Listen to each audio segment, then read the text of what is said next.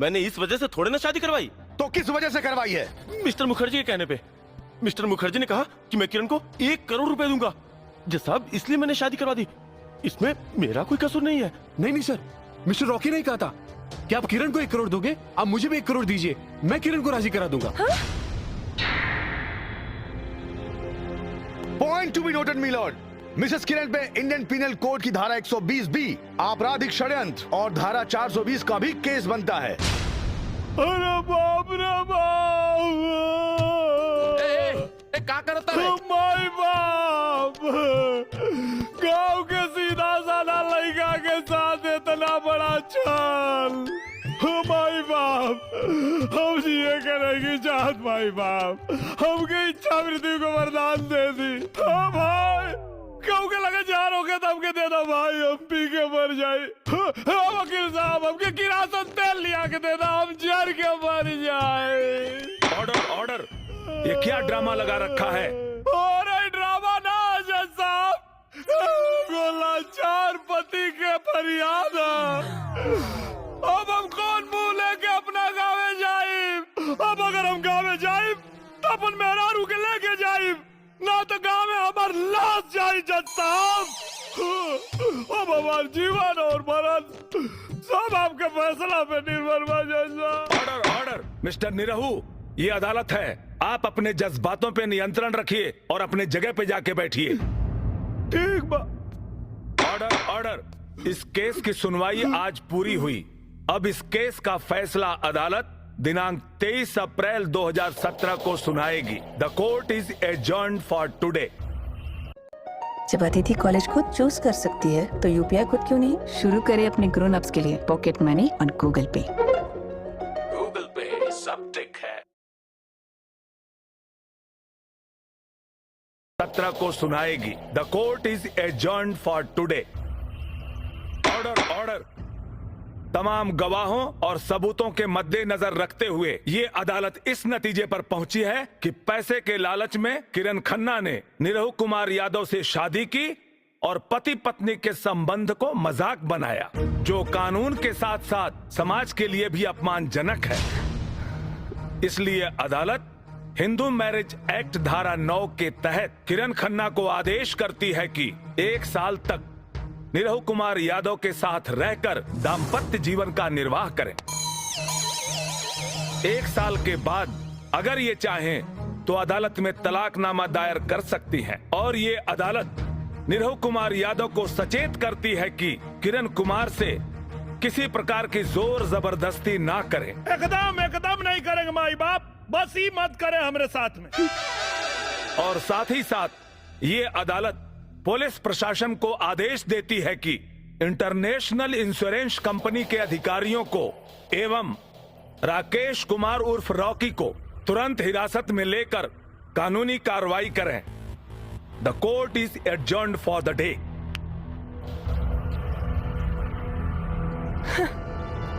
Thank you सर।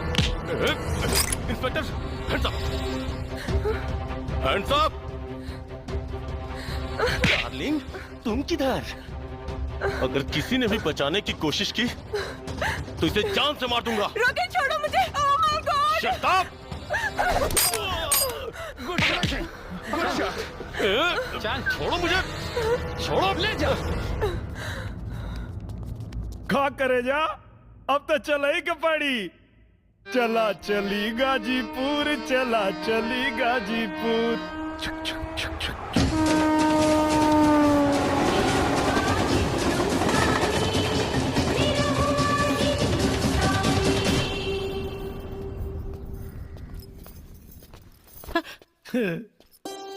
अरे बेटा, कितना दिन बाद तोरा के देखा थी बचवा। प्रणाम चाचा जी। कार कुनरवा, बढ़िया कैलिस की नलायकों के मुंबई में नौकरी लगा दे ली।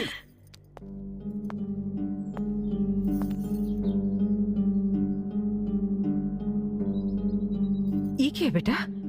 तुहार बहू रानी।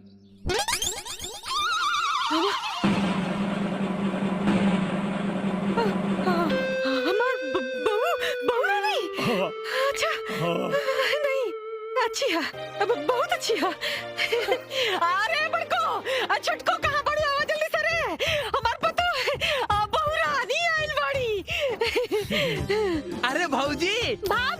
अरे हम तो हर देवर है। Shut up and stop all this nonsense. मैं तुम्हारी बहू नहीं हूँ। मैं सिर्फ कोर्ट का आदेश पालन करने के लिए आई हूँ। 1 साल रहूंगी और फिर चली जाऊंगी। और खबरदार, अगर किसी ने मुझसे रिश्ता जोड़ने की कोशिश की, नीरू, जी मैडम। मेरा कमरा किधर है? मैंने पूछा मेरे लिए कमरा किधर है? हाँ, ये घर में तो हर कौनो कमरा नहीं थे। हाँ। ये घर हमार हा। अब हमारा मतलब हमार ना, तो ठीक बा, हमारी हिस्सा बात का। का कहले है तू? बांट दी ससुर जाओ ने खपरा मारा सब हिस्सा मांगल बुला जाइबा। कैसे मारब जी? काहे के मारब? ई घर हमार, ए घरे का मालकिन हम, त हमार कमरा हमरे बेटा का कमरा। जा बेटा जा, जा हमरे कमरा में जा, जा, जा। आई मैडम। जा कमरा में जा। हम हो जाते नहीं। ए, तय कहाँ रे? मैडम जी के लगे। मैडम जी के हाँ दुल्हन अरे बाप रे, ना ना ना ना ना, घर जाता नहीं। अरे बाप रे बाप, कहाँ फंस गई नहीं। हमरा मना करे के बाद भी घर में घुसा दे लो। मैया अरे हमरा तो कौनो इज्जत नहीं थे। और न तका औने तका बे भाग यहाँ से, भाग यहाँ से, भाग। जी। कहाँ यहाँ? हाँ बोली। जब वो बेशरम लड़की खुद के घर के बहू मानते नहीं के, तकाऊ ना हक से यहाँ रही। हमार वंश बढ़ावा खातिर जी। अरे 1 साल के बाद जाए वाली बिया, ओकरा से तू वंश बढ़ावे के उम्मीद लगावले बड़ू। इतना बड़ हो गई नी, इहो ने के पता कि लड़का होके खातिर खाली 9 महीना चाहेला, सालों भर ना। अरे जब उन्हीं रघुआ के अपन पति मानते नहीं थे, तो 9 महीना आपका 9 साल में भी कुछ ना होई। काहे ना होई जी? और कैसे ना होई? जरूर होई। एक बात बताई, जब हमार लड़का और शहरी लड़की के मुंबई शहर से उठा के गांव में लिया सकेला, तो अपने छोट बच्चन कमाई काहे ना बना सकेला? जरूर बनाई जी, हमरा के अपना बेटा पर भरोसा बा। देख ले भाग यहाँ से। देख ले। चाचा तोरे घर क्यों आइल बा? क्या हरे? पता नहीं के। मैं किरण का डैडी हूँ। आई बैठी। मैं यहाँ बैठने के लिए नहीं आया हूँ। मेरी बेटी कहाँ है? पापा, पापा। किरण बेटा, ये तूने क्या किया? अनजाने में मुझसे बहुत बड़ी गलती हो गई पापा। कोई बात नहीं, तुम्हारी गलती सुधारने के लिए मैं आ गया हूँ। निरुआ कहाँ है? अरे ससुर जी प्रणाम। Shut up! मुझे ससुर जी नहीं, साहब जी कहो। राजा का मुकुट पहनने से कोई भिखारी राजा नहीं बन जाता। अब भिखारी की क्या औकात होती है मैं अच्छी तरह जानता हूँ।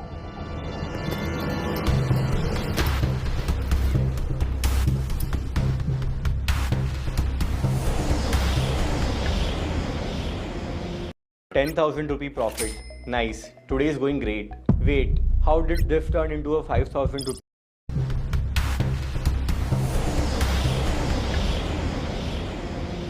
बोल, मेरी बेटी को छोड़ने की क्या कीमत लोगे? 1 करोड़, 2 करोड़, 5 करोड़, 10 करोड़? सौदेबाजी बाजारू सामान कहला साहब। किरण हमारी पत्नी है। तुम जानते भी हो 10 करोड़ की कीमत क्या होती है? रहुआ जानता नहीं है वो पत्नी की अहमियत का होला? 10 करोड़ से तुम्हारा पूरा घर बदल जाएगा। और इनका से हमारा पूरा जीवन संवर जाएगा। 10 करोड़ को ठुकराना तुम्हारी बदनसीबी है। और इनके साथ रहल हमार खुशनसीबी है।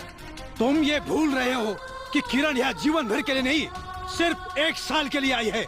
रहुआ ही भुलाता नहीं कि 1 साल में 365 दिन होला और जिंदगी 4 दिन की। आपका बेटा बावला हो गया है, बावला। नफा नुकसान के बारे में इसे कुछ नहीं पता, लेकिन आपने तो जिंदगी को करीब से देखा है। जरा समझाइए इसे।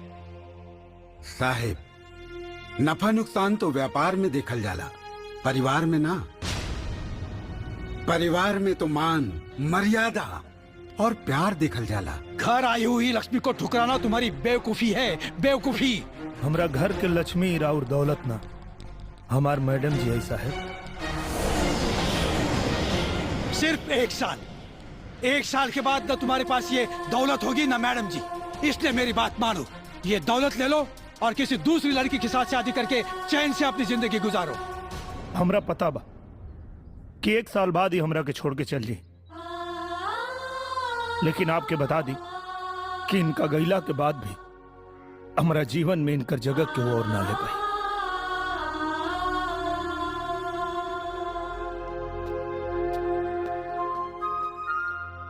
वैसे तो हमनी के संस्कार ना हा कि द्वारी पर आयल मेहमान के जाए के कहीं। बाकी रहुआ एगो मेहमान की हैसियत से ना, एगो खरीदार के हैसियत से आयल बानी। यही से हमरा के ई कहे के पड़ता कि आपन ही कागज के टुकड़ा उठाई और उल्टे पांव निकल जाएं।